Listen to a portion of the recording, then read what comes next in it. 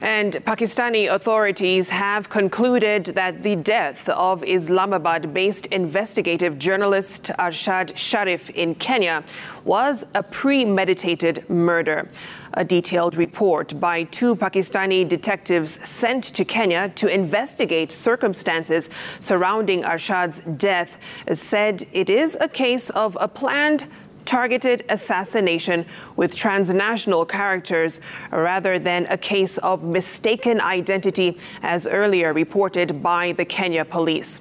And as Hassan Mugambi tells us, the report cites contradictions by Kenyan authorities and the outcome of two post-mortem examinations conducted on Sharif's body as areas that provided glaring gaps.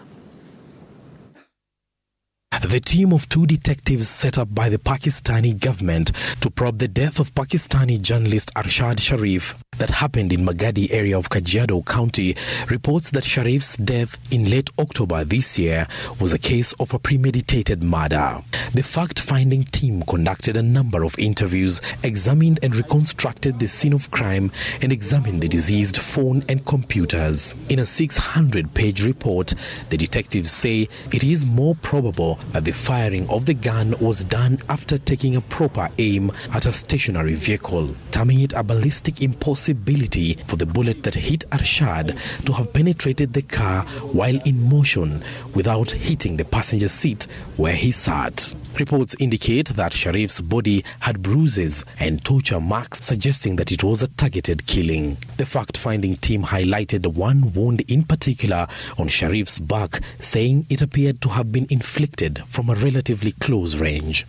The report reads in part, and I quote, "The injury had to have been caused either before the journalist got into the vehicle or the shot was fired from a relatively close range, possibly from inside the vehicle and almost certainly not a moving vehicle." The team's report also pointed out apparent contradictions in the autopsy reports in Kenya and Pakistan. The post-mortem examination report in Pakistan identified 12 injuries on Sharif's body, whereas the Kenyan report identified just 2 injuries pertaining to gunshot wounds.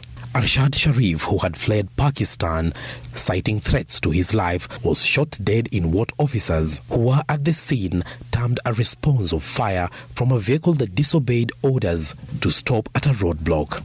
It, however, remains unclear from both police officers in Kenya and investigators from Pakistan whether the round that killed him was fired from outside or inside the vehicle.